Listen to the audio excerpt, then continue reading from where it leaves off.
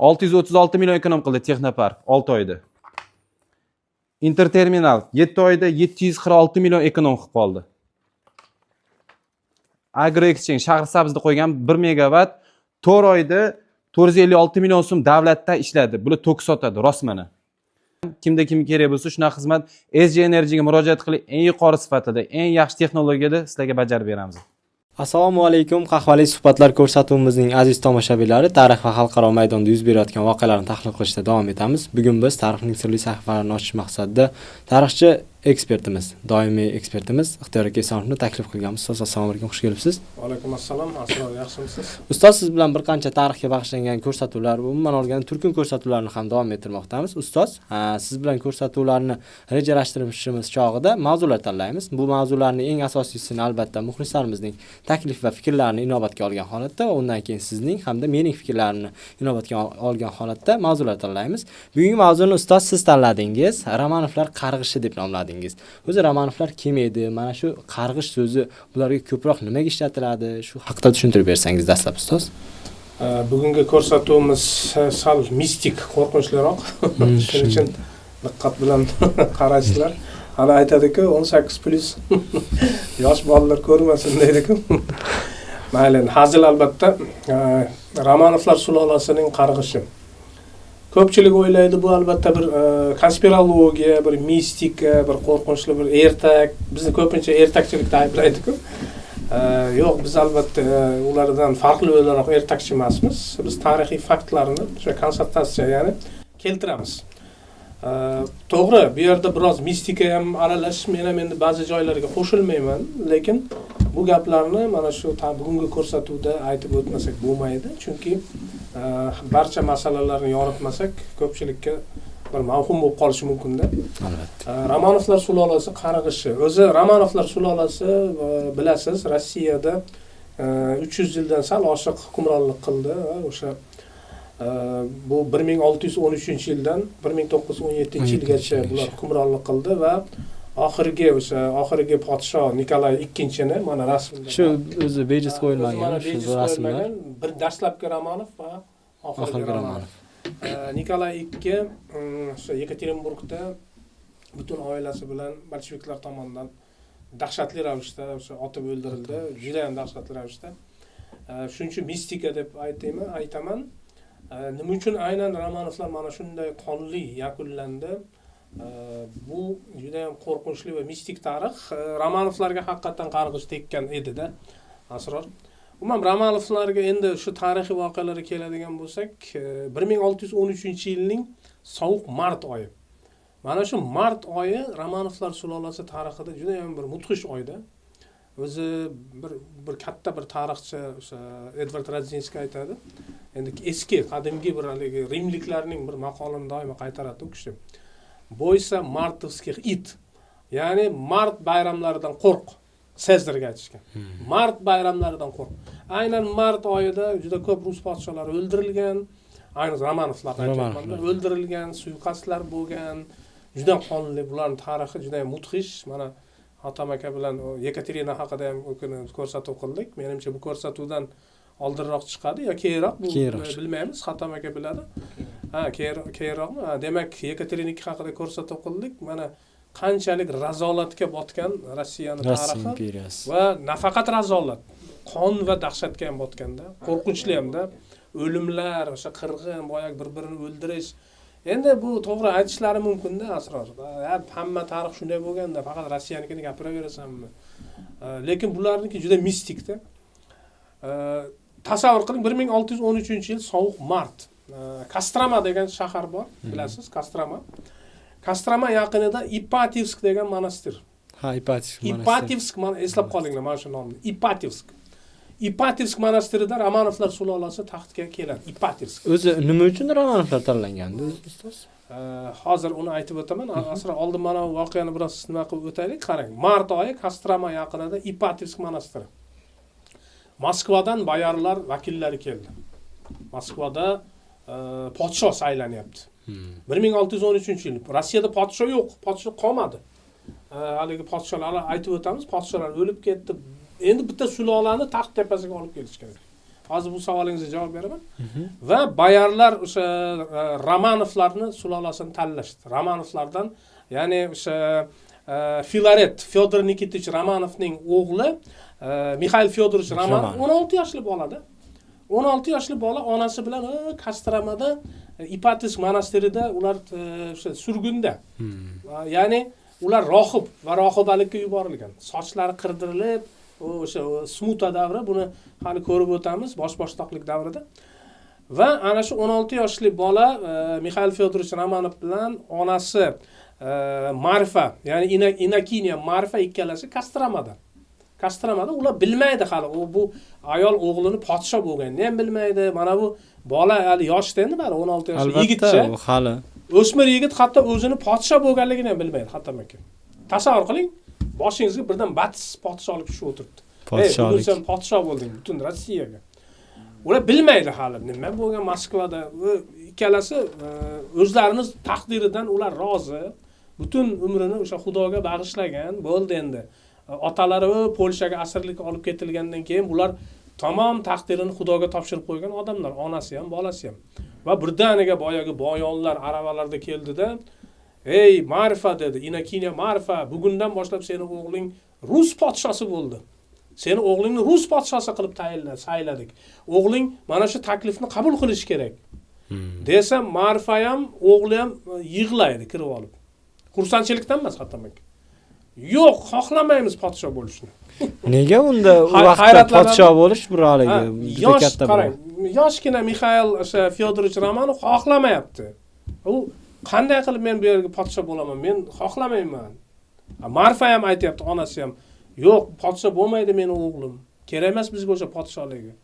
Nima uchun ular xohlamayapti? Chunki oxirgi 15 yil ichida mana o'sha bular podsho bo'lib 1613-yil saylangan bo'lsa, 15 yildan beri Rossiyada alg'ov-dalg'ov zamonlar.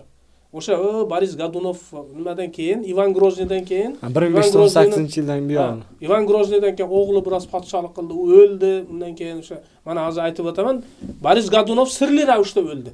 15 yil ichida alg'ov-dalg'ov zamon boshlangan. Rossiyada, ya'ni endi Rossiya deyish noto'g'ri-da, asror. Moskoviya knyazligi deylik. U vaqtda Moskoviya davlati deylik. Moskoviyada bir emas 5 ta podsho dafn etilgan. Hammasi sirli ravishda. Boris Godunov sirli ravishda o'lgan. Ustoz, bu podsholikdan bosh tortish dekabristlar davridagi. Aynan, Konstantinga o'xshayapti. Bekorga bularni ajdodi ham xohlamaydi. Chunki podsho bo'lgan odam qarg'ish. Nimadir bo'ladiki, podsholar yo o'ladi, yo o'ldiriladi, yo bir juda ham dahshatli. Bizda ham bir ayanchli yoki sirli. Boris Godunov sirli ravishda o'lgan. Godunovning o'g'li Fyodor va uni onasi Mariya Grigorievna. Mariya Grigorievna, buni eslatib o'tib ketaman. Ivan Grozniy davrida mashhur Malyuta Skuratovning singlisi. O'sha oprichniklar bo'lgan-ku. Boris Godunovning o'g'li Fyodor va onasi Mariya Grigorievna bilan birgalikda vahshiylarcha o'ldiriladi. Mana Godunov sirli ravishda o'lyapti. Godunovning o'g'li bilan xotini ham chavaqlab tashlanyapti boyagi olomon tarafidan.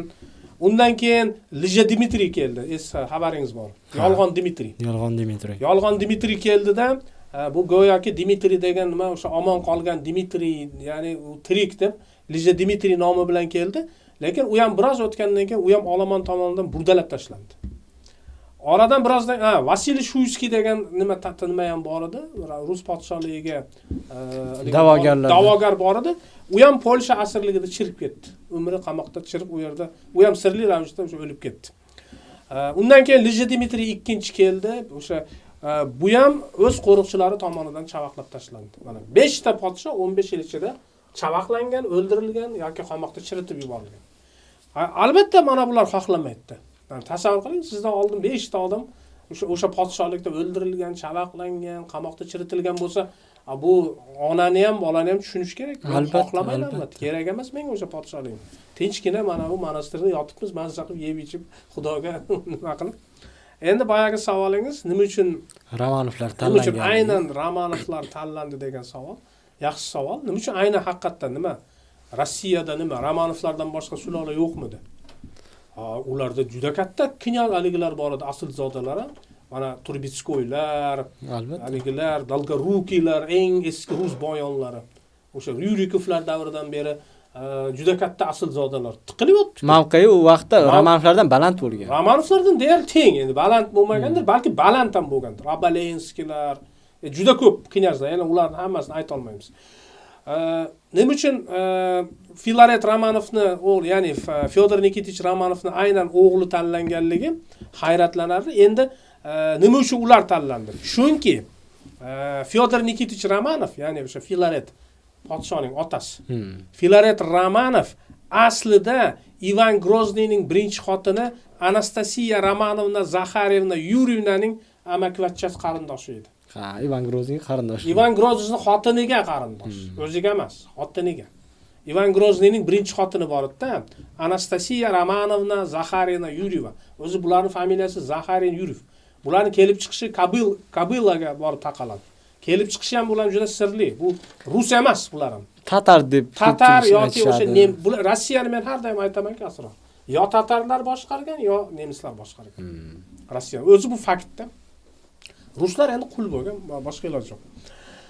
Xullas, mana shu amakivachcha qarindosh bo'lgan va albatta Ivan Grozniy o'lgandan keyin uni o'g'li Fyodor Ivanovich taxtga chiqqandi. Fyodor Ivanovich bularning jiyani-ku.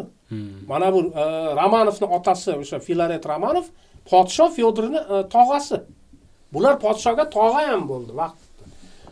Albatta qara, Ivan Grozniyning xotinining qarindoshi bo'lsa, podsho Fyodorning tog'asi bo'lsa, buni tanlamay kimni tanlasin? Kimni tanlasin? Endi tushundingizmi? Nima uchun Romanov tanlanganlik?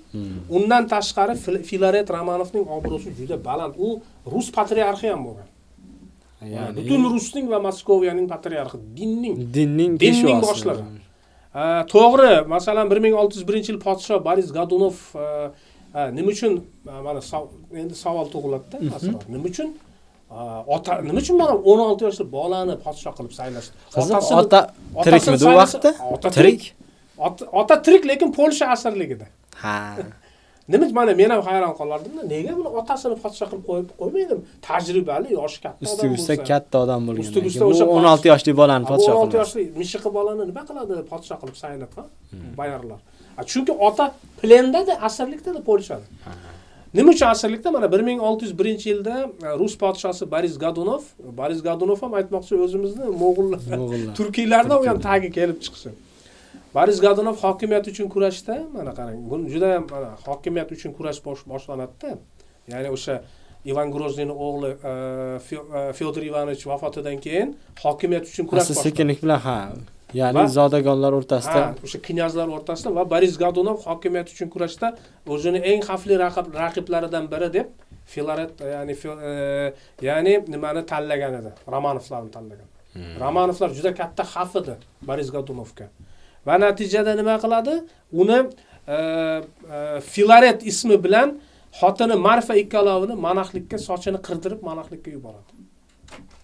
Mana Godunov bularni surgun qildi, o'ldirmadi, lekin bir cherkovga, Kostramaga, mana Ipatovsk monastiriga surgun qilib yubordi. Qiziq, onasini ham sochini qirdirtirib qilib yubordi. Ikkalasini, monah va monaxini. Lekin albatta u keyinchalik mana tarixiy voqealar rivojida Polsha, bilasiz, Boris Godunov sirli ravishda vafot etdi. Undan keyin polyaklar 1611-yil, 12-yillar Moskvani bosib oldi. Mana ko'pchilik hayron qoladi. Moskvani polyaklar bosib olgan. Salkam 2 yil Moskvani bosib olib o'tirgan Polsha. Va Polsha qiroli Sigismund 3-chi mana shu Filaret Romanovni rus boyonlari boyaga Godunov o'lgandan keyin monastirdan chaqirib olib, buni yana yirik lavozimlarga qo'yishni boshladilar va Polsha qiroli Sigismund 3 bilan bu muzokara olib borish kerak edi. Lekin Polsha qiroli nima qildi? Buni shartda oldida asrlikka olib ketdi Polshaga.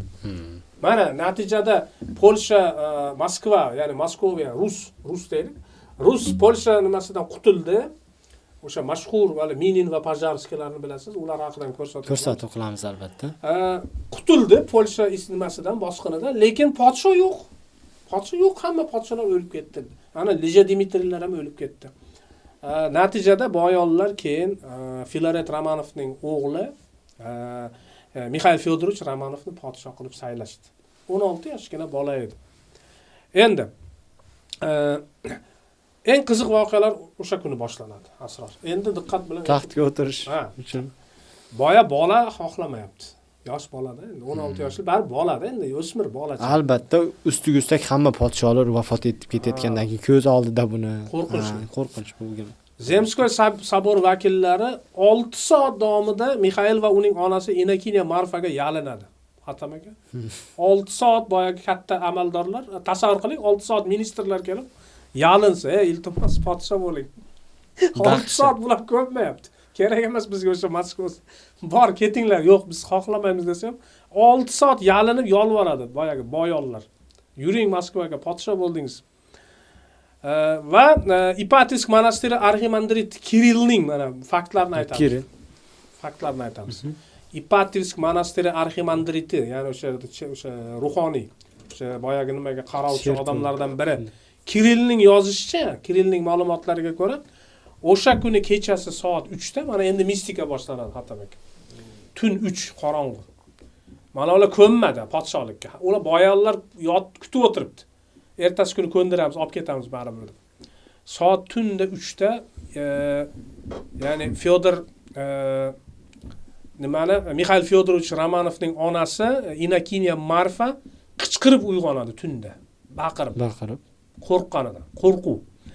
Qichqirib uyg'onadi va alaqsirab uni zo'rg'a yupatishadi. Nima bo'ldi? Onaxon Marfa nima bo'ldi desa, uning tushiga bir shohona kiyingan, ammo hamma yog'i qon bo'lib yotgan bir qip-qizil kiyimdagi ayol kiribdi. Qo'rqinchlar tushdi. Tushiga xuddi o'ngiday xonasiga tushida ayol bo'lgandek. Qizil rangda hamma qonmish bir ayol kirib, nima dermish? Sening avlodlaring Ipatisk monastirida podshoni boshlayapti, mana shu monastir. Va sening oxirgi avloding Ipatisk degan xuddi shunday bir binoda tugaydi. Ajoyib. Bu dahshatli bu. Endi mana e'tibor beringlar. Haqiqatan ham mana o'sha qarg'ish endi o'sha kuni boshlangan ekan. Tushida ko'rdi ayol, qo'rqib ketdi. Bir qip-qizil kiyimdagi ayol kirib, qonga botgan ayol kirib, seni avloding shu yerdan boshlanyaptimi? Xuddi shunday Ipatisk degan joyda tugaydi, deyapti. Mana bu voqea. Endi tarixiy nimaga qaratamiz? Hayratlanarli joyi. Rostdan ham Hatam aka, bular Ipatisk monastirida podshohlikka ko'tarildilar. Mana shu suratni Endi qaranglar, bularning oxirgi avlodi Nikolay II va butun oilasi 1918-yilning 17-iyulga o'tar kechasi Yekaterinburgning Ipatisk, ya'ni injener Ipatovning uyida otib tashlanadi. Dahshat. Qanday? Qarang, nima deydi? Bu savpadeniyami, nima deydi? Bu tasodifmi yoki bir o'xshatishmi? Qarang, podshohlik Ipatisk monastirida boshlanyapti-da, Ipatov uyida tugayapti. Ajoyib, ha? Lekin albatta uni yana nima deydi o'sha ayol, nima deganmish? Marfa, Inokiniya Marfaga, ya'ni Mikhail Fyodorovichning onasiga. Qachonki mana bu doira, krug deydi-ku, o'sha birlashadi qon to'kilishdan boshlanadi va qon birlashgandan keyin seni sulolang tugaydi deydi. Seni o'g'lingning sulolasi tugaydi. U tushunmaydi ayol, qanaqa qon haqida, nimaga bunaqa ayolni men tushimda ko'rdim. Va xullas ertalab ayolni tinchitishadi va ayol ertalab turib va ayol ham o'g'li ham podsho bo'lishga rozi bo'ladilar. Mana shundan boshlangan. Mana shundan boshlangan. Endi yana bir sirli voqea. Mayli, bu podshohlikka rozi bo'ldi Asror. Uni tantanalar bilan olib ketishdi. O'sha chanalarga o'tkazib, otlarda bayarlar, kalaskalar bor-ku, ot aravalarga birinchi rus podshosi, ya'ni birinchi Romanovlar, birinchi rus podshosi emas. Birinchi Romanovlar podshosi Mikhail Fyodorovich Romanov va onasi Inokiniya Marfani o'tirg'izib, tantana bilan Moskvaga olib ketdilar. Moskvada ularni juda katta bayram, nimalar bilan kutib oldilar va ularni taxtga olib chiqish marosimi bo'lishi kerak. Mana rus podsholari, Romanovlar, endi rus podsholari ham to'g'ri, ilgarilari va Romanovlar o'sha rus podsholarining an'analariga ko'ra Kremldagi Uspensky saborida toj kiyadi. Mana kim Moskvada bo'lsa, Uspensky saboriga borib ko'rsalang, o'sha yerda har qanday rus gididan so'rasalang aytib beradi. Mana shu yerda rus podsholari toj kiygan, to Nikolay IIgacha. Napoleon Moskvaga kirganda, Napoleon yotib oladigan joy o'sha yer. O'sha yer. Endi qarang. O'sha 1613-yil Moskva, Kreml bular taxtga chiqish kerak. Ya'ni Mixail Fyodorovich Romanov taxtga chiqish kerak. O'sha kuni yo bu boshqa surat. Ya mayli, buni boyagi suratga qaytarib qo'ying. Ya'ni Mixail Fyodorovichga qo'ying. Mixail Fyodorovichga. Birinchi rasm boyagi. 1613-yil, mana shu qo'yib qo'ying. Kremlda bir endi u paytda bilasizlar-ku, qiziqchilar bo'lgan saroyda. Albatta, ko'ngil ochar yoki mana bukri odamlar bo'lgan, har xil odamlar yurganda, masalan, espas odamlar ham bari Xudoni odami deb, mana Xatam aka bilasiz, jinni odamlarni ilgari hozir ham menimcha, qo'y tegima bu Xudoni nimasi deb indashmaydi-da. Masalan, endi shunaqangi bo'lib qolganda Xudo urgan bu odamlarga yaxshi emas-da bu odamlarni haydab yuborish. Va ularni ko'pincha bir nima ham deb hisoblashadi-da. Bashoratlar. Ana shunaqangi odamlardan biri doimo nimada yurardi-da, saroyning ichida, saroy tashqarisida. Bu odamni bashoratchi Telba Timofey deb atashardi. Bashoratchi Telba Timofey.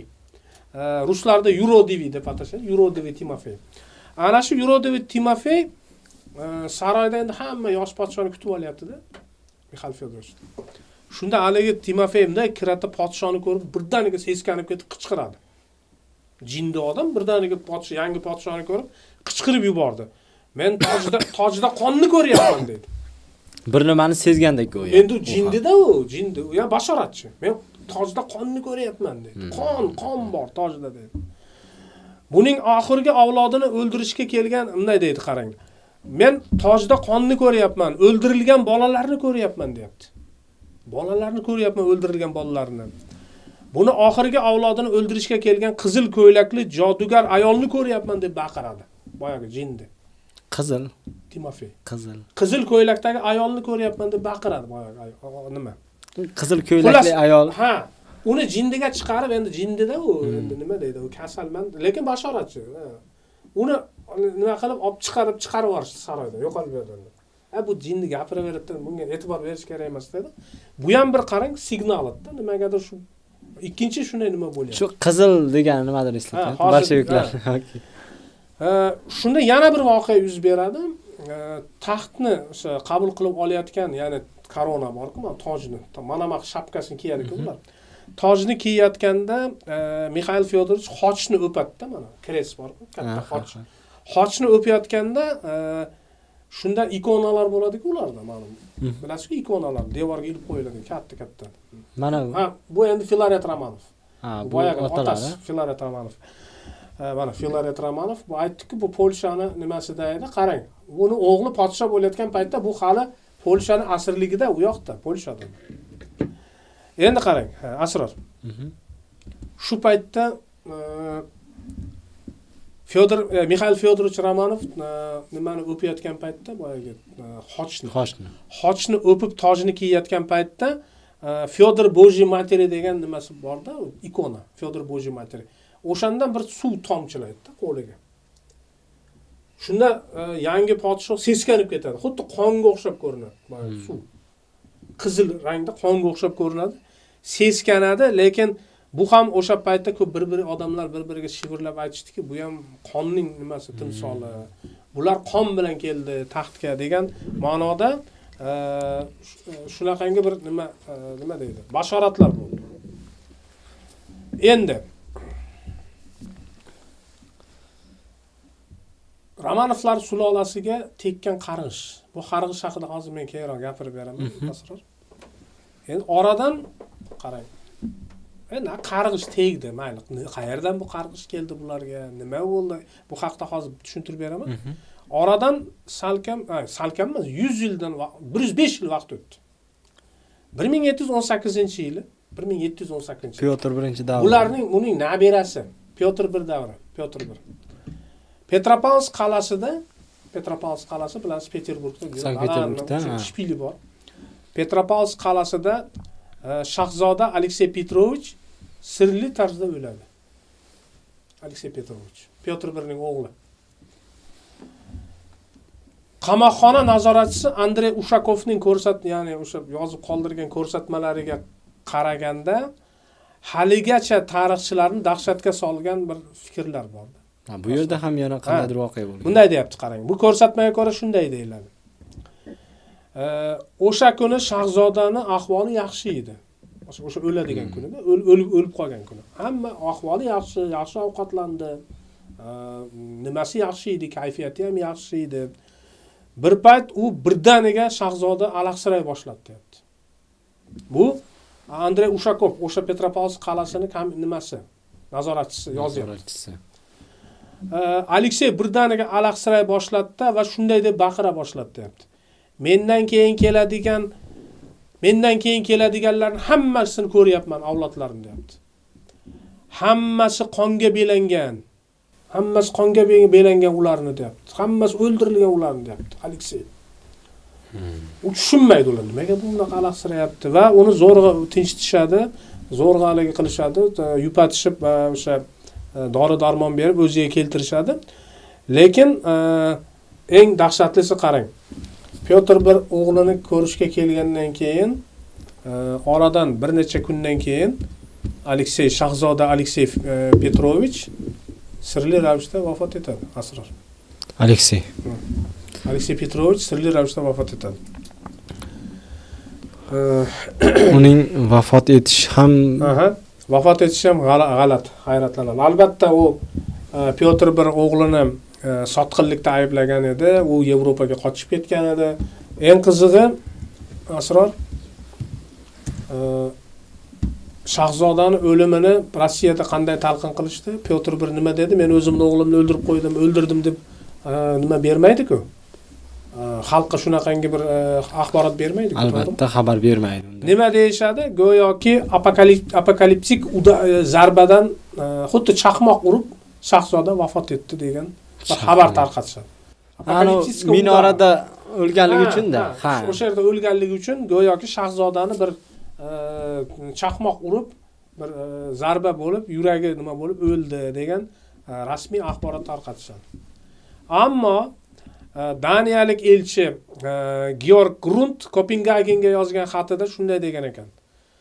Ya'ni Shahzoda podshoning Leib-Medigi kelib ketgandan keyin vafot etdi. Shahzoda podsho yuborgan Leib-Medig kelgandan keyin sirli ravishda vafot etdi. Va eng qizig'i asror Pyotr bir umuman reformator odam edi. Albatta, chunki yangiliklarni olib kelgan inson. U cherkovga qarshi edi. U xudoga deyarli Rossiyani xudosiz qilgan shu o'zi Pyotr bir bo'ladi. Lekin o'g'lini o'limidan keyin Pyotr bir juda ham xudojo'y bo'lib qoldi. Hamma hayron. Pyotr bir ilgari poplarning orqasiga tepardi, soch soqolini qirdirardi, cherkovlardagi qo'ng'iroqlarni yulib olib eritardi, zambarak yasatardi. Lekin bu safar o'g'li o'ldi. Aleksey Petrovich o'sha katta o'g'lini o'zini buyrug'i bilan o'ldirildi u deyarli. Undan tashqari Yekaterinadan bo'lgan qonuniy o'g'illari ham vafot etib qoldi, sirli ravishda o'lishni boshladi. Hech qanaqa kasallik olmasdan bolalar o'lib qolyapti, shahzodalar. Va Pyotr bir nihoyatda xudojo'y bo'lib cherkovdan chiqmay qoldi oxirgi paytlarda. Va Pyotr birni o'zi ham dahshatli ravishda qazo qildi. Juda qattiq kasalliklar. Pyotr birning vafoti haqida ham ma'lumotlar juda biroz. Juda sirli. Mana. Oradan mana birinchi qarg'ish Pyotr birning o'g'li va o'ziga tegdi. Romanovlarga tekkan qarg'ish. Ikkinchisi 1740-yilda Ivan 6, ya'ni Ivan Antonovich degan, ya'ni Pyotr birni o'sha akasi Ivandan tarqagan avlodlardan Ivan 6ni podsho qilib ko'tarishdi. Ha. Bir yoshli bolani Rus podshosi qilib ko'tarishdi. To'g'ri, uni regenti sifatida albatta Ivan 6 bilan Anna Leopoldovna degan regenti ham bor edi. Ya'ni mana shu ikkalang boshqarasan. Sen bu bola katta bo'lguncha sen boshqar. U ham o'sha Pyotr birni jiyanlaridan. Ha, Ryuriklar davridan o'xshagan. Ona xuddi shunday. Ammo nima bo'ldi? O'sha bolachani taqdiri uniki ham oradan 1 yil o'tib, bola hali bor yo'g'i 1-2 yoshga to'lmaganda kecha o'sha Yekaterina haqida ko'rsatuvda aytib o'tdim. Yelizaveta Petrovna taxtga chiqdi. Pyotr birning qizi va go'dak Ivan Antonovichni Schlesselburg nimasiga qamab qo'ydi. Kichkina go'dakni. Ion Antonovich Schlesselburgda 1 yoshli go'dak qamab qo'ydi, taxtdan ag'darilib. 24 yil o'tirdi bola, 24 yil. Mana ko'rgansiz, Fransiyada ham mana Железный maskada edi, temir niqob. Ludovic XIV davrida kinosi ham bor. Leonardo DiCaprio o'ynagan. Shunday. Ludovic XIV go'yoki bir ukasi bo'lgan ekan, yoki egizak bo'lgan ekan, bittasiga temir niqob kiygan. Temir niqob. Ion Antonovich ham o'sha temir niqobdan farqi yo'q edi. Ha, shunchalik nimada qolga ketgandan keyin 24 yil bola bilmadi, nimaga uni bu yerda zindonda saqlashadi. U yaxshi gapira olmasdi ham hatto, u bilan hech kim gaplashmaydi. Albatta, chunki o'zi 4 xonaning ichida u hech bilmaydi, kim u bola, nimaga meni bu yerga. U hayot shunday iborat deb o'ylaydi-da. 24 yil qamoqda o'tirdi. Keyin yana taxt Yelizaveta Petrovna o'lgandan keyin Pyotr 3 mana Pyotr 3 ham mana shu qarg'ishga. To'g'ri. Aytishlaring mumkin, u Pyotr 3lar umuman nima aloqasi bor Romanovlarga? U o'zi Goldstein, Gottor bo'lsa, yo aloqasi bor albatta. Mana Pyotr, bu Pyotr 2, ha. Bu esimizdan chiqibdi. Pyotr 1 vafotidan keyin o'sha Yekaterina 1 podsho bo'ldi. U ham ko'p yashamadi, 5 yilgina podshohlik qildi va Pyotr 2 taxt tepasiga keldi. Pyotr 2. Pyotr 2 taxtga. Lekin bu ham endi bor-ku, endi rus, mana haqiqiy rus, oxirgi rus podshosi shu-da. Oxirgi Romanov haqiqiy ruslardan bo'lgan podsho shu Pyotr 2. Lekin buni endi uylantirishmoqchi bo'lgan paytda birdaniga bu o'sha ovga chiqadi-da, o'sha yerda ovda bir shamollab, kasallanib vafot etadi. Sirli buniki. Bu ham sirli. Pyotr 2 o'zi yoshgina yigit ekan. Yoshgina yigit podshohlik qila olmasdan vafot etib ketdi. Ion Antonovich ham mana boya kichkina go'dakni Schlesselburg nimasiga qamab qo'yishdi. U ham Yekaterina 2 taxtga kelgandan keyin, o'sha mashhur Yekaterina taxtga kelgandan keyin u ham sirli ravishda u ham o'ldiriladi. Mana 4 kishi qarg'ish olyapti. Qarang. Pyotr 1ni o'g'li, Pyotr 1ni o'g'illari, Pyotr 1ni mana bu Pyotr 2, undan keyin Ion Antonovich, 3-inchisi va Pyotr 3. Yekaterinani eri. Kecha ko'rsatuvda aytib o'tdim. Uni ham o'sha nimada, Ropshada gvardiyachilar sirli ravishda u ham qanday o'lganligini hech kim bilmaydi. Kimdir aytishicha Aleksey Orlov uni bosib bo'g'ib o'ldirgan, tizzasi bilan qovurg'asini sindirib yuborgan. Uni ham Pyotr 3ni ham haligi butun Yevropaga, dunyoga nimada gemoroydan o'ldi deb gap tarqatishadi. Undan keyingi podshohchi Aleksandrlarning otasi. Ha, endi mana unga kelaylik. Pavel 1. Mana Pavel 1 haqida ko'rsatuv qilgandik, mana shu odam. Bu haqda alohida ko'rsatuv qilgandik, Asror. Tomoshabinlar bu ko'rsatuvni ko'rishlari kerak. Albatta. Qayta ko'rib chiqinglar, o'sha Pavel 1ning sirli o'limi haqida. O'limi. Buni ham gvardiyachilar bostirib kirib bo'g'ib o'ldirdilar. O'zi mana o'sha Yekaterina haqida ko'rsatuvda aytib o'tdik, gvardiyachilar juda bu rus tarixida juda katta rol o'ynadilar. Ular xohlagan odamni taxt tepasiga olib keladilar, o'zlariga ma'qulini. Xohlamasa uni o'ldirib o'rniga boshqasini olib kelishadilar. Yekaterinani taxt tepasiga olib chiqqan gvardiyachilar. Yekaterinani taxt tepasiga olib keldilar. Ayniqsa aka-uka Orlovlar. Grigoriy Orlov Yekaterinani eng katta favorit. Ishongan nimalari. Oradan bir necha yillar o'tdi. Yekaterina malika bo'lgan, Rossiyaning eng buyuk malikasi. Bir kuni ziyofat paytida hammasi ichib olgan, endi ichadi. Ha, endi zodagonlar mas'alas.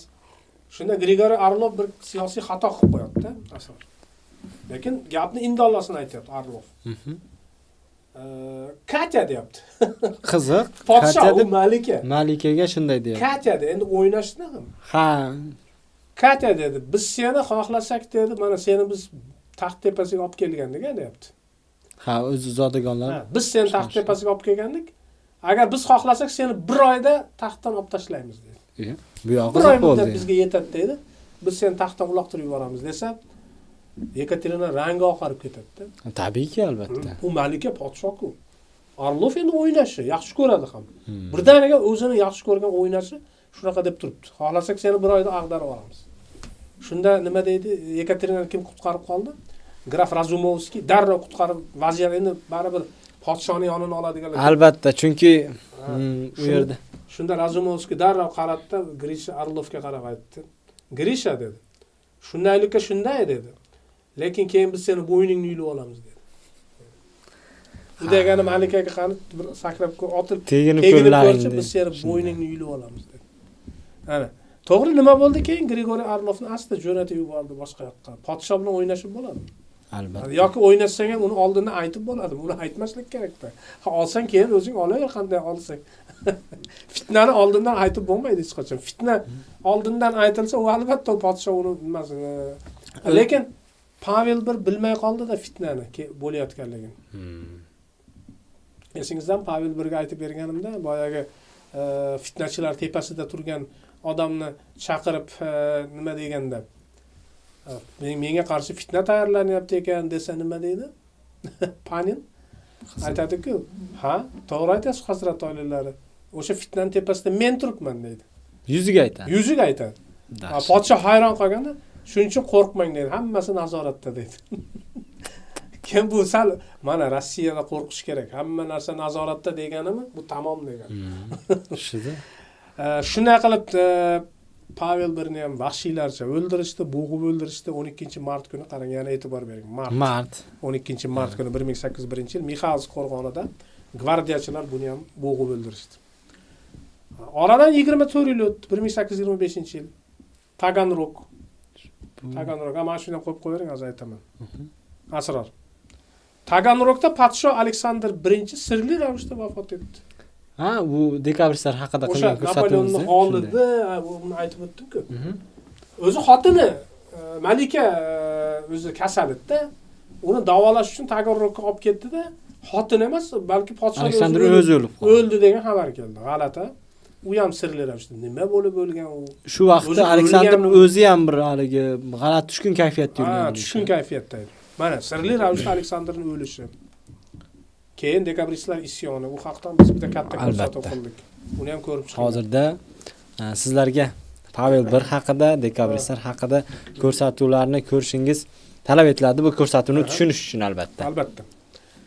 1865-yil endi asror. 1865-yil boyagi voqealardan salkam 50 yil, yarim asr o'tdi. Aleksandr II mana podsho. O'sha nima? Aleksandr II Nikolay I-ning o'g'li. Bu bizga O'rta Osiyoga bostirib kirish nimasi bilan mashhur shu odam. Aleksandr II-ning katta o'g'li bor edi. Nikolay Aleksandrovich Romanov. Shunday kelishgan yigit edi endi. Krassavets deydi-ku. Mana shunaqangi. U mana Aleksandr III-ga o'xshab, ukasi Aleksandr III buni. O'sha shahzoda Nikolay Aleksandrovich. Ha, bu o'zi taxtga bu chiqish kerak. Taxtga bu chiqish kerak. Aslida Nikolay II mana shu bo'lardi agar o'lmagan. Nikolay II bu bo'lardi. Nikolay II mana shu bola bo'lardi. Qarang, chiroyli. Uni Apollon deb atashadi. Rus Apolloni. Hamma havas qiladi unga. Butun Yevropa. Hatto sal qolgan ekan Angliya qirolichasi Viktoriya ham tegib ketishiga bo'ldi. Yaxshi ko'rib qoladi Londonda. Ha. Shunday chiroyli endi kelishgan. Voy, uzr, Viktoriya Aleksandrga tegishga sal qolgan. Bu shahzoda haqida gapiryapmiz. Shunday. Shahzoda bir kuni 22 yoshli yigitda bu valiahd shahzoda, yaqinda podsho bo'ladi. Agar otasi vafotidan keyin bu podsho bo'ladi. Hammani umidi shundan. Ham otasini reformalarini qo'llab-quvvatlaydigan, nihoyatda o'qimishli, nihoyatda nima, haligi juda baland, intellekti baland shahzodada hamma yaxshi ko'radi-da. Niki desa ham Niki deb laqab qilishadi. Nikolay. Niki deb hamma yaxshi ko'radi. Hatto bunga qayliq ham topib qo'yishadi. Daniya qirolining qizi Dagmarani. U ham buni yonida yuradi Dagmara. Mana ayol ko'ryapsiz, yonida turadi. Ha. Lekin 22 yoshli yigit bir kuni kurash tutayotganda birdan yomon yiqiladi-da. Va tura olmay qoladi o'rindan. Keyin o'shandan keyin kasallanadi.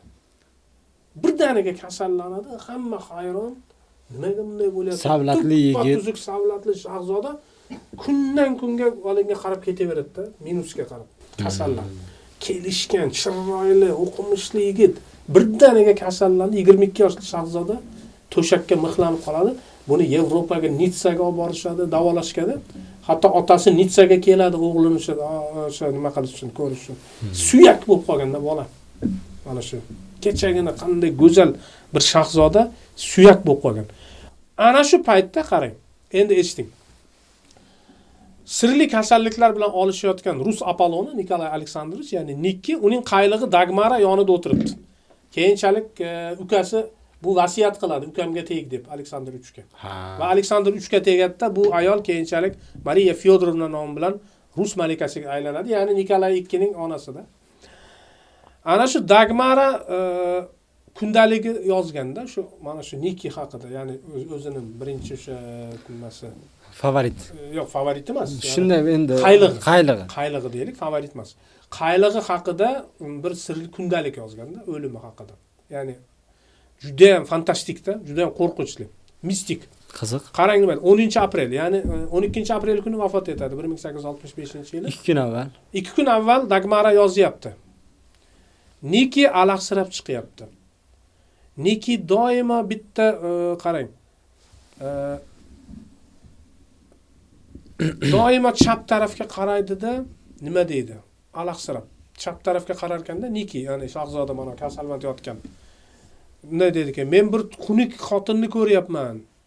Qizil ko'ylak kiygan. Yaqin kelma ey xotin deyapti. Men hali tayyor emasman deb qichqiryapti. Yana qizil ko'ylak. Yana qizil ko'ylak. Mana Nikki baqiryapti-da. Kelma meni yonimga. Men hali tayyor emasman deyapti. 2 kun oldin bo'lyapti o'limdan. 2 kun oldin. Alahsirayapti bola. Shunda doktor Shestov sarosimada yozgan ekanda, u ham 11-aprel kuni Nikki kechasi uyg'onib baqira boshladi. Mening Dagmara aytayapti, ya'ni Malik, qaylig'i, Daniya qirolining qizi. Nikki kechasi uyg'onib baqira boshladi va mening yoqamdan ushlab olib oyna tomonni ko'rsatdi, oynani ko'rsatdi deyapti. Oynani ko'rsatib nima deyapti qarang. Dagmara deyapti. Ya'ni bu qizga murojaat qilyapti-da. Dagmara, men 1 yoshli bolani ko'ryapman. Uning hamma yog'i qon. Bu mening jiyanim. U hali tug'ilmagan deyapti. 1 yoshli bola. Kimni aytayapti? Bu Nikolayning keyingi nimasini aytayapti.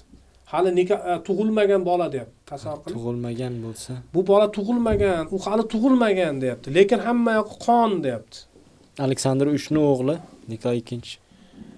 Ertasi kuni 12-aprel kuni Nikki jim bo'lib qoldi. U biroz o'ziga keldi. U qarang, bilmadim, mana shu inson xuddi sham o'chishdan oldin bir lop o'tib yonadi-ku. Inson o'limidan oldin bilmadim, shuni yorishib ketar ekan, xuddi tuzalib ketgandek. Nikki birdaniga turdi, haligi qildi. Yaxshi bo'lib qoldi. Birdaniga hamma bilan gaplasha boshladi. Shunda podsho kelgan, albatta podsho. Suiqasd ham bo'ladi podshoga Parijda. Mana shu o'g'lini ko'rishga kelgan. O'zi Aleksandrning o'limi haqida alohida gaplashib. Albatta. Shunda otasiga qarab nima deydi? Otasiga qarab o'layotgan shahzoda. Nikki Parijda edi bu vaqtda. Nikki Nitsada, Fransiyada. Nitsada davolanishga keldi dedim-ku. Shunda otasiga qarab nima deydi qarang. Nikki bu voqealarni Dagmara yozib qoldirgan. Bu meni fikrim emas. Ustoz, bu qiziqda juda ham Mikhail Fyodorovich bilan oradagi farq 150 yil. Bu voqealarni bir-biri bilmagan fikrim bo'yicha. Aynan. Shunda otasiga qarab nima deyapti qarang. Otajon, keyingi asr boshida tug'iladigan avlodimizni asranglar.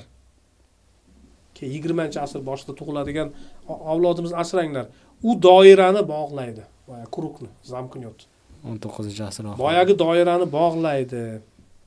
U bilan hammamiz tugaymiz deyapti. U bilan sulola tugaydi deyapti.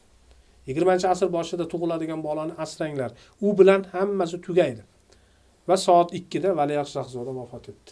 Mana shu gaplarni alahsirab aytib vafot etdi. Endi qarang.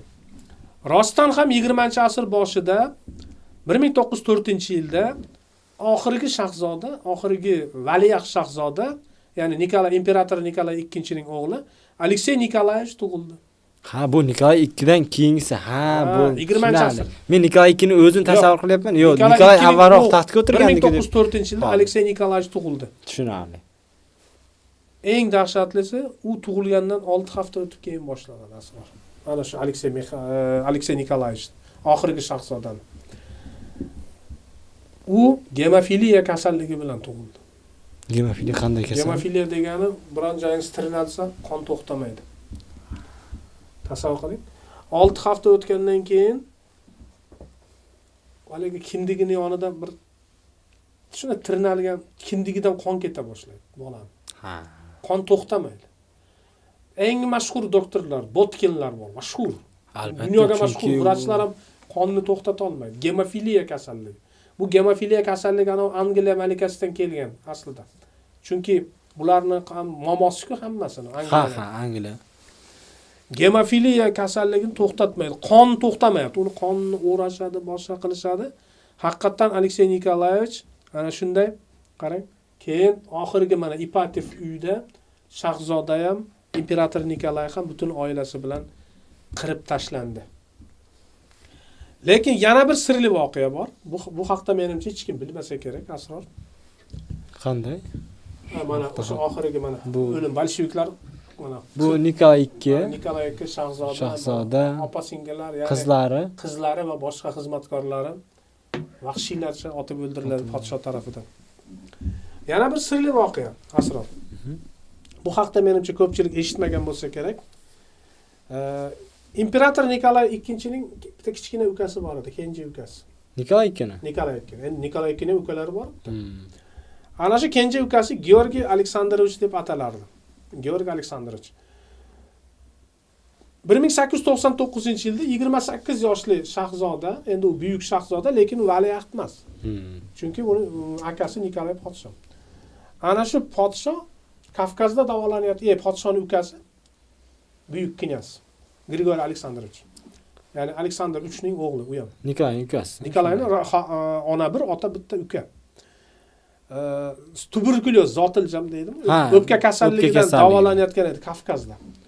Eng qizig'i u sog'ayib boshlagan asror. O'rmonda sayr qiladi, qo'ziqorin teradi. Hatto velosiped, mototsiklda ko'p mototsikl yangi chiqqan. Bu paytda hali mototsikl know-how butun dunyoda yangi texnologiya. Mototsiklni minib olib rosa aylanardi. Xullas u tuzalib ketayotgan, tuzalishni boshlayotgandi. O'sha sog'lomlashtirish, ya'ni imeniyada endi ya'ni Knyaz Abalenskiyning o'z xotiniga yozgan xatida bunday deyiladi, asror. Shahzoda, ya'ni buyuk shahzoda tuzalib ketayotganda, tetik edi, xursand edi va hammamiz sayohatga mototsiklda chiqdik deyapti. Mototsiklda chiqdik, 3-4 kishi bo'lib mototsiklda ketyapmiz deyapti.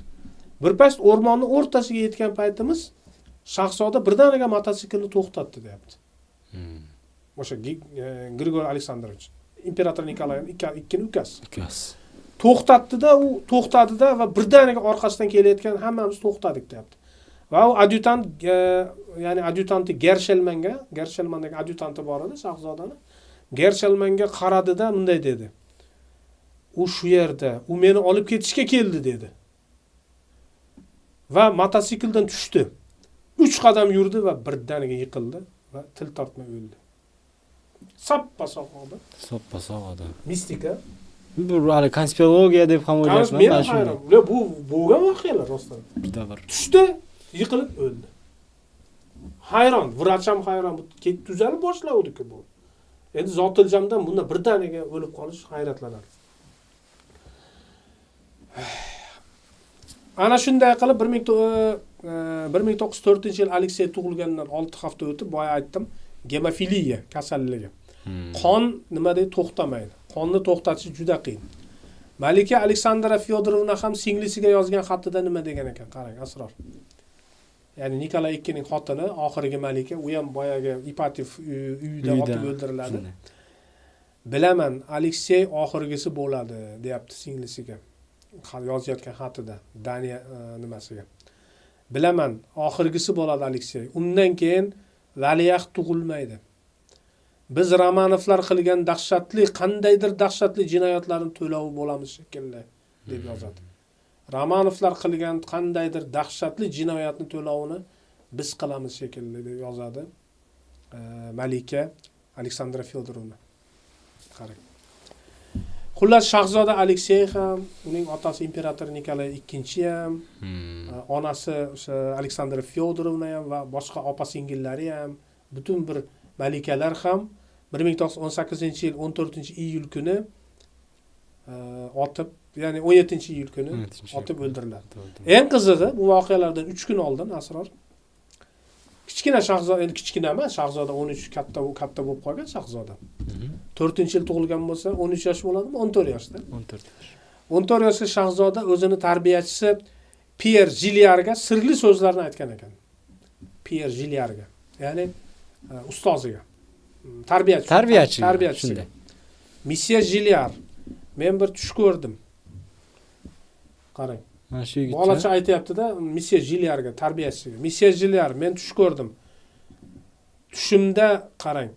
Mendan oldin o'tgan barcha Romanovlar, ya'ni podsho va shahzodalarni ko'rdim. Ular menga ular hammasi bir oq ko'ylakda edi, deyapti. Oq. Ular hammasi menga sen biz bilan yaqinda qo'shilasan. Doira ana shunda tutashadi deb aytdilar, deydi kichkina shahzoda ustoziga. Haqiqatan ham 3 kundan keyin podsho oilasi va Aleksey vahshiylarcha o'ldirildi. Endi bu voqeaga keyinroq qaytamiz, mana shu qotillikka. Endi qanaqa qarg'ish edi u Asror? Shu ko'rsatuvga ham nomni ham dahshatli qilib chiroyli bergan ekansiz. Nega bu qayerdan tegdi bu qarg'ish? Nima bo'lgandi o'zi? Bular nima gunoh qilgandi o'zi? Romanovlar. Qarang, shunchalik podsholar hammasi bir sirli ravishda vafot etdi. Yana tadqiqotchilar ham ko'p nima qilishadi-da. Ayniqsa boyagi mana oxirgi shahzoda bor-ku, Aleksey Mixail, ya'ni Nikolayning o'g'li, shahzoda Aleksey. Undan qon qachon ketar ekan? Bir kun qon ketadi, bir kun to'xtaydi, bir kun qon ketadi, bir kun to'xtaydi. Juda azobda hemofiliya. Hisob kitoblarga qaraganda, nuqul mana bu oldingi podsholar, Pavel o'ldirilgan, Aleksandr 3 haqida hali gapirmadik, uni ham hozir gapirib beraman. Aleksandr 3 ham portlatib yuboriladi. Uni ham bir suiqasd uyushtirilgan. Ha, u dahshatli portlab ketadi. Mana shu qon ketadigan kunlarning hammasi boyagi chislolarga to'g'ri kelaveradi. Oldingi Romanovlar o'ldirilgan kunlarga, qon ketish kunlari shunday. Taxtdan ag'darilgan kunlarga. Endi qarg'ish qachon boshlangan, Asror? Shu haqida gaplashaylik. Bu nima edi? O qizil ko'ylakli ayol kim o'zi u? Buni mayli keyinroq nima qilamiz? Qarang. 1606-yilning may oyi, Asror. 1606. Hali Romanovlar taxt tepasiga kelmagan. Shunday. Mariya Mnishik degan ayol bo'lgan. Mariya Mnishik yosh polshalik sohib jamol Moskvaga Lija Dmitriy birga turmush qurish uchun kelyapti. Hali Romanovlar taxt tepasiga kelmagan. Shunday, hali Lija Dmitriy 2 ham yo'q. Lija Dmitriy 1. Lija Dmitriy 1-ga erga tegish uchun kelyapti. Xo'sh, Mariya Mnishik kim edi, Asror? Mariya Mnishik Polshadagi Sandomir voyevodasining qizi edi. Polshalik Sandomir. Shu Romanovlar bilan Polshani anchagina bog'liq joylari ko'p-da. Ammo u keldi, turmushga chiqdi, Lija Dmitriyga turmushga chiqdi. Ikkalasi o'sha qovushdilar, to'y bo'ldi. Lekin ular bor yo'g'i 8 kun taxtda o'tirdilar. Olomon bostirib kirdida boyagi Lija Dmitriyni burdalab tashladi. Ya'ni Mnishik Mariyani erini. Burdalab tashladida uni o'sha qoldiqlarini hatto zambaraklarga bog'lab Polsha tarafga qarab otdilar. Juda vahshiyda bu varvar rus tarixi. Odamni o'ldirib, burdalab, uni zambarakka bog'lab, yana Polshaga qarab otishni o'zini o'ylab ko'ring. Parcha-parcha bo'lgan go'shtni. Podshoni, yana mayli, Lija yolg'on podsho bo'lam, u podshoda nima bo'lsa ham.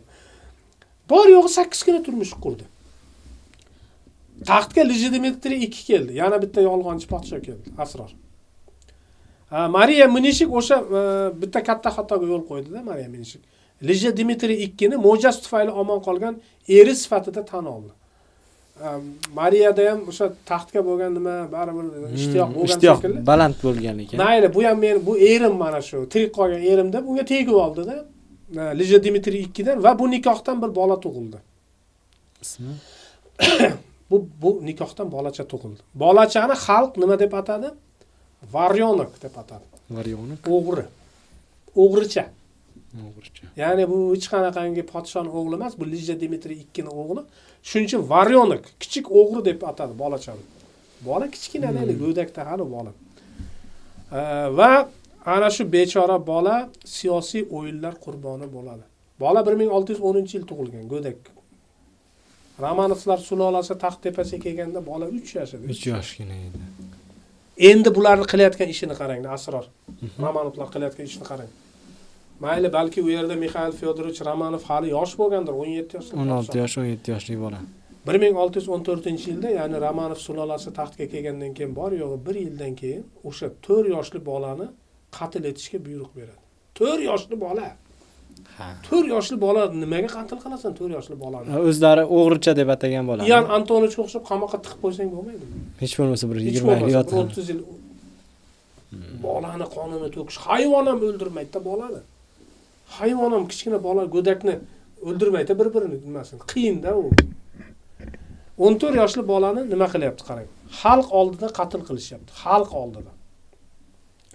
Eng dahshatlisi mana shu yerda boshlanadi. Mana nima uchun qarg'ish tekkan qarang. 4 yoshli bola. Asror, mana tomoshabinlar tasavvur qiling. 4 yoshli bola. U nimani biladi u bechora bola. Haligini Serpuxova darvozasiga Kremldagi osishdi birinchi. Bolani osishdi bo'ynidan. Bola tipirchilaydi, boshqa qiladi, uzilib ketdi nima haligi. Qarqon chilganda dekabristlarda ham uzilib ketdi. Senlar osishni ham bilmaysizlar deb. Rileyevmi aytgandiki, Kaxovskiymi, la'natlar bu rasvo mamlakat doriga osishni ham o'ldirishni ham bilmaydi. Bola bo'g'ilib, kichkina bola, uni yana doriga osishdi ikkinchi marta. Buni kim qilyapti? Mikhail Romanovning buyrug'i bilan knyaz voyevoda Mikhail Saltikov qilyapti. Saltikov. Saltikov uni bolani yana osadi. Birozdan bola yana azoblanadi, yana orqon uzilib ketadi. 3 marta orqon uzilib ketadi. 3 marta. Hatto qadimgi Rusda ham shunday bir nima bo'lganki, bir marta doridan uzilib ketdimi, u Xudo uni o'lishini istamayapti. Shuning uchun uni doriga uni o'ldirish yaxshi emas degan bir gaplar bo'lganda. Ya'ni nima deydi? Qarashlar bo'lgan. Bolani yo'q, baribir bo'g'ib o'ldirishadi bolani. Bola shunaqangi azoblanib o'ladi endi bechora bola 4 yoshli. 3 martadan doriga osilgan. Bolacha endi chinqirib yig'lar. Endi bu azobni endi gapirishni umuman dahshatda. Bu voqealar guvohi bo'lgan polshalik shlaxtich Stanislav Nimayevskiy shunday deb yozgan ekan. Bu voqealarni ko'rib turgan butun o'sha Yevropa elchilari. Mana Moskoviyaning qanday varvar va vahshiy mamlakat bo'lganligida. Qanchalik qonxo'r bo'lganligi. 4 yoshli bolani ham shunchalik azoblab o'ldirish mumkinmi asron? Eng dahshatlisi mana Stanislav Nimayevskiyning yozishicha, Mariya Mnishik o'g'lini o'lishini boyagi malikaga ko'rsatib turishgan ekan, ataylab. Onaga ham ona. Dahshat. Ona o'ylab ko'ring. 4 yoshli bolasi azoblanyapti, ona bechora mana tomosha qilishga majburda. Mariya Mnishik. Mariya o'g'lini o'ligini qarab oxiri o'lgandan keyin nima qiladi bilasizmi? Mana Mariya Mnishik. Mariya Mnishik o'sha kuni qizil ko'ylakda edi. Ha. Qizil ko'ylakda edi Mariya Mnishik. Ya'ni haligi ruhon nima deydi, rohibalar va osmonga qarab nola qiladi. Ey Xudo deydi, mening bolamni o'ldirgan mana shu sulolani oxirgi pushtigacha qarg'ayman. Bu qarg'ish degani bekorga emas ekan. Qarg'ayman mana sulolani degan ekan. Mana shu qarg'ayman mana sulolani. Ilohim mana shu butun urug'i bilan mana shunday meni bolamga o'xshab qiynalib o'lsin bular ham. Ko'rdingiz? Va Mariya Mnishik ham oradan biroz o'tib, u ham o'ldirilgan albatta yoki o'lib qolgan. Endi bunchalik ona bolani o'zining pushtik haligi go'dagini bunchalik o'limini ko'rgan har qanday onaning yuragi yorilib ketadi-ku. Va uni qo'lidan qonli qizil shodani topishadi, tasbih. Qonli tasbih. Bu o'shanda qarg'ishga unchalik e'tibor berishmagan ekanda. Asosiy mohiyat bu yoqda ekan. Ha. O'sha Mariya Mnishikning qarg'ishi Romanovlar urdi degan gaplar bor. Ushbu voqealarni shunga bog'lashadi endi. Ha, shunga bog'lashadi. Buni Romanovlar sulolasi ham juda yaxshi bilgan bu qarg'ish borligi. Shivirlab aytib yurishgan keyinchalik asrlar davomida. O'sha polshalik ayolning qarg'ishi. Masalan, Anna Ivanovna davrida saroyda bir sirli kampir paydo bo'lgan. Marisiya degan kampir paydo bo'ladi. Eng qizig'i kampir hatto palakcha ham gapirar ekan. Saroy mulozimi Artyomiy Valinskiyni aytishicha, kampir doimo sirli ravishda paydo bo'lar ekan. Va u kelib ketgandan keyin saroyda Romanovlardan qaysi kimdir yo o'lib qoladi yo qattiq kasal bo'lar ekan. Boya kampir mistikada. Va qo'riqchilar kampirni kirgizmaydi, ushlamoqchi bo'ladi, lekin u sirli ravishda yo'qolib qolaveradi kampir. Bu yoq endi juda mistika. Mifologiya bo'lib ketdi-yu. To'g'risi buyoqqa balki ishonchli emasdir. Men o'zim ham sal nima qildim, lekin manbalarda shunday keladi. Shunday ma'lumotlar bor albatta. Eng qizig'i agar bu yolg'on bo'lganda asror, mayli bu mistika deylik. Bo'lmasa nima qiladi Yekaterina 2? Graf Aleksey Strogonovga mana shu masalada surishtiruv ishlarini tashkil qilishni buyruq bergan ekan. Tekshiringlar, nimaga o'sha qizil ko'ylakli ayol kim u? Nimaga bu taftish qilinglar. 130 yillik davomida mana shunaqangi qarg'ish nima uchun bu? Va Aleksandr Strogonovning taftishi nimani ko'rsatadiki, saroyda mana shunaqangi qizil ko'ylakdagi ayolning yoki sharpasi yoki o'ziga o'xshagan bir nimasi 27 marta paydo bo'lgan ekan. 27 saroyda. 27 marta paydo bo'lgan ekan. Bu Yekaterina 2ning taftishi edi. Agar Yekaterina 2 u ma'rifatli malika edi, u albatta bunaqangi cho'pchakka ishonmasdi agar u rostdan ham shunaqa narsalar bo'lmaganda. Bu voqea haqida ustoz. Albatta. Endi aytaman. Aleksandr 2. Aleksandr 2. Peterburgda Aleksandr rus podshosi portlab ketadi, bilasizlar. Men buni bir katta ko'rsatuvda aytib bergandim, rus terrorizmi degan ko'rsatuvda. 1849-yili, hali bu podsho emas, shahzoda. 49-yilda yosh Aleksandr Nikolayevich, ya'ni valiahd shahzoda qattiq kasal betob bo'lib qoladi. Juda ham baquvvat edi. Aleksandr 2 o'zi baquvvat edi.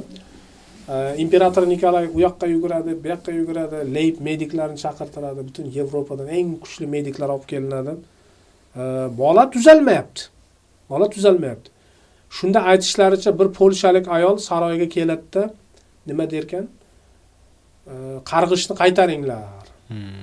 Qarg'ishni qaytaringlar, bo'lmasa bu o'ladi, shahzodalarning yaqinida o'ladi. Shunda aytishlaricha imperator Nikolay boyagi Ipatovsk monastiriga borib, o'sha o'zlarini bobolari, ajdodlari taxtga o'tirgan. O'sha yerga borib bir katta xudoyi berib, va boyagi Mariya Minishikni vafot etgan qabriga nimalarnidir o'sha qildirib, issiq sovuq, mana ko'pincha bizda ham aytishadi, issiq sovuq bo'lmagan gap, lekin ming afsuski bunaqa narsalar ko'pincha borda, uchrab turadi-da, mana shunaqangi mistik nimalar. Va eng qizig'i mana shu imperator Nikolayni qilgan boyagi qaytarmasidan keyin Aleksandr tuzalib ketdi. Eng qizig'i Aleksandr shunaqangi bir sovuqqon imperator bo'lganki, kaltak imperator bo'lganki, unaqa narsalarga ishonmasdi o'zi aslida, lekin mana shunday narsalarga ham alal-oqibat o'zi ishongan ekan. Qarang. 1881-yili 1-mart, yana mart. Eng qizig'i. Yangicha hisob bilan 13-mart. Sankt-Peterburg. Imperator Nikolay nimadan qaytyapti? Yekaterinoslav degan kanal bor. Hozir imperator Aleksandr 2. Imperator endi o'sha boyagi bola, u katta bo'lib, shahzoda podsho bo'ldi. Hozir imperator. Liberal podsho bo'ldi. Aleksandr 2 Rossiyaga katta reforma berdi, islohot berdi. Shunday. Kripasnoylarni qullikdan ozod qildi bu odam. Lekin terrorchilar, rus narodniklari buni o'ldirishga qaror qildilar. Va 1881-yil 13-mart kuni qotillar, qarang, qotillar juda ko'p, 12 kishi bo'lgan ekan qotillar. Bular ichida o'sha mashhur Aleksandr Mixaylov, Andrey Jilyabov, to'g'ri, Jilyabovlar ular qamoqqa olinadi, isyon qotillikdan oldin, lekin mana shunaqa nimalar bo'lganda asosiy ijrochilar 4 kishi edi. Ignatiy Grinevitsky, Timofey Mikhailov, Ivan Yemelyanov, Nikolay Rysakov. Qotillik 14:15 da boshlanadi. Mana arava o'tib ketayotgan paytda hozir mana Peterburgdagilar agar borsalaring, bu yerda katta cherkov qurilgan, o'sha yerda Aleksandr portlatilgan joyga o'ldirilgan Spas na Kravi. Hozir Griboyedova kanali deb ataladi. Men rosa aylanardim o'zim. Mana shu voqealarni xayolimda Xayolingizda o'sha tiklab. qayerda bomba tashlangan, podshoh qayerda o'ldirilgan. Arava uchib o'tib ketayotganda 14:15 da birinchi terrorist Nikolay Rysakov bomba tashlaydi. Lekin bomba aravaga tegmaydi, arava o'tib ketgandan keyin portlaydi-da, mana kazaklardan bittasi yiqilib o'ladi kazaklardan. Bu keyingi voqealar qarang. Podshoh tushadi-da aravadan. Rysakovni ushlab olishadi. Boya bomba tashlagan Rysakovni bor. Rysakovni oyog'i Terrorchini ushlab olishadi. Rysakov qochayotgan paytda oyog'iga lom tashlaydi ishchilar. Yiqilgan paytda uni borib ushlab olishadi. Shunda Aleksandr ikkinchi otdan tushadi-da, borib terrorchini oldiga qarab bora boshlaydi-da. Lekin kapitan Kox bilan polkovnik Dvorzhetskiy, ya'ni podshoni kuzatib ketayotgan yonidagi sheriklari, ayniqsa polkovnik Dvorzhetskiy aytayaptiki, Hazrat oliylar ketaylik bu yerdan. U bilib turibdi-da, yana sheriklari bo'lishi mumkin. Mana terrorchilar biroz yurmaydi. Ketaylik bu yerdan tezroq Hazrat oliylar desa, to'xtangchi deydi, hozir borib o'sha podsho nimagadir shoshmayapti. Podshoni nimadir bu yerda ushlay, ajal haydasa yomon ekan. Inson ajal haydasa qochib qutula olmaysan-da. Shunda boyagini terrorchini ushlab olishgan, qo'llarini qayirishgan allaqachon Rysakovni. Shunda Rysakovni oldiga borib podsho bunday qiladi, popsa qiladi qo'li bilan. Nima qilib qo'yding deb. Senmi deganda. Nima qilib qo'yding desa, aytishlaricha Dvorzhetskiy kelib, nima deydi-da? Hazrat oliylar sizga hech narsa qilmadimi? Hammalaringiz yaxshimi deydi-da? Icheringizga bir lat yemadimi desa, Aleksandr ikkinchi nima deydi? Xudoga shukr, hech narsa bo'lmadi desa, ana u Rysakov bor-ku, yerda yotgan Rysakov qo'llarini qayrilgan. Nima? Xudoga shukr, shunaqamikin deydi. Mudhish so'zlarida. Xudoga shukr dedi, shunaqamikin deydi. Shu paytda podshomda orqaga qaytayotganda talpani orasidan, ya'ni uni hech kim sezmay, qanday bu odamni hech kim ko'rmaganda, ikkinchi terrorchi chiqib keladi, Ignatiy Grinevitskiy. Mana Ignatiy Grinevitskiy keladi, shunda podshoni oyog'iga bombani tashlaydi. Aleksandr bitta oyoq uzilib ketadi, majaqlanib ketadi, qorin yorilib ketgan. Va podshoh shunday endi ayanchli. Qishkisi meni saroyga olib boringlar deb zo'rg'a gapiradi. O'sha yerda o'lishni xohlayman dedi. Qishki saroy Ermitaj bor-ku, qishki saroyga buni o'ligini olib qon bor-ku, haligi lesnitsa qonga bulanib ketgan bo'ladi. Nima? Zinapoya. Zinapoyada podshoning o'ligini ikkinchi qavatga olib chiqib qonga bulanib ketgan. O'sha yerda shahzoda Aleksandr 3ni chaqirib kelishyapti. U boshqa saroydan. Va kichkinagina Nikolay 2. Bobosini qoni bilan chiqadi boyagi lesnitsa. Qon bilan. Xuddi bu oxirgi bir ramzida bularning oxirgi nimasiga boya qonni. Mana shunday voqealar. Keyin mana podshoning o'ldirilishi 1918-yilda. Nikolay 2ning vafoti. Rasputin haqida ham juda ko'p kichilik so'rashadi. Shaxsan menga ham qiziq so'z Rasputin o'zi kimligi. Boya aytib o'tdik-ku asror. Mana Rasputin degan mashhur bir nima bo'lgan ruhoniy, rus tarixida oxirgi podshohlarning oxirgi nimasi. 1905-yilning 30-oktyabrida asror Sarskiy selo, endi hozir Pushkin deb ataladi, o'sha yerda Sarskiy selo deb atalgan. Saroyga, Romanovlarning eng katta saroyiga Grigoriy Rasputin keladi. Bu mo'ysafid bir nima edi? Ruhoniy edi. Eng qizig'i mana shu ruhoniy kelgandan keyin bilmadim bu nima qilgan, bu nima juda ham jumboqda mana shu odam. Rasputin. Grigoriy Rasputin. Nima uchun bu odam bunchalik mashhur bo'lib ketdi? Bu haqda keyin Rossiya tarixida, mana oxirgi tarixida, Romanovlarning oxirgi tarixida bu odam haqida jirkanch gaplar tarqadi. Go'yoki Malika bilan bu ham o'ynashib yurar ekan, Malikani bir nimasi ekkan, kufsuf qilib Malikani o'ziga ana u laqma Nikolay 2 ahmoq laqma. Aslida unday emas. Asror, voqealar unday emas. Nima uchun bu odam bunchalik mo'tabar, mo'ysafid sifatida saroyda qabul qilindi? Kim bu? Hech kim emas-ku, bir Sibirdan kelgan bir qashshoq bir mo'ysafid. Aynan bu kelgandan keyin boyagi shahzoda Alekseyda qon to'xtaydi. Gemofiliya. Qon to'xtaydi. Bu odam duolar o'qiyapti-da, Alekseyda qon to'xtab, Aleksey yaxshi bo'lyapti shahzoda. Ha, Malika Aleksandra Fyodorovna buni keyin nima qilsin? Ha, Oldida saqlamay. tabiiy ravishda albatta. Tabiiy ravishda. Bolasi mana shu tufayli yaxshi bo'lyapti-da.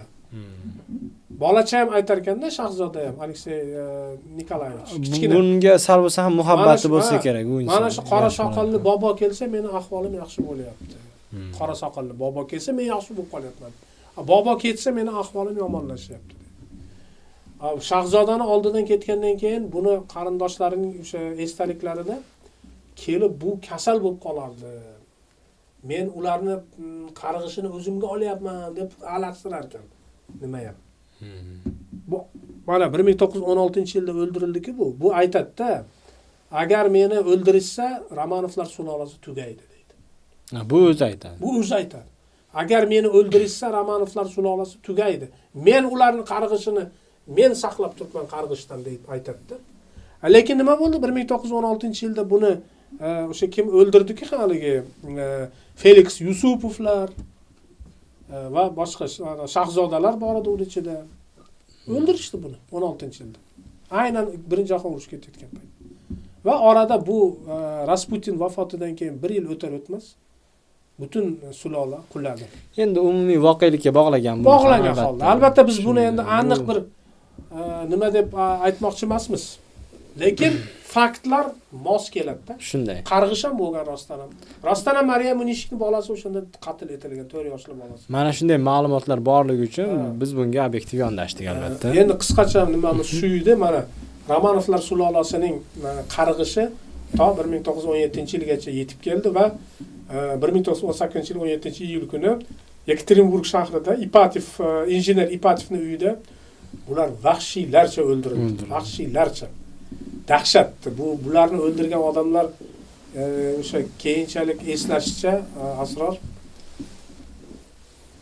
miltiqlarda otyapti-da, pistolet, to'pponchalarda haligi shahzodalarni, malikalarni otyapti. Nimagadir o'lmayapti. Hayron ular. Nikolayni o'zi ham 2 marta o'rnidan turadi degan. O'lgan, lekin malikalar o'rnidan turib ketyapti-da. Haligilar hayron qo'rqib ketadi hattolar, qotillar bor. Nimaga o'lmayapti bular? Shunda qotillardan biri aytadi-da, o'q bilan o'lmayaptimi? Kelinglar, shtik bilan o'ldiramiz deb.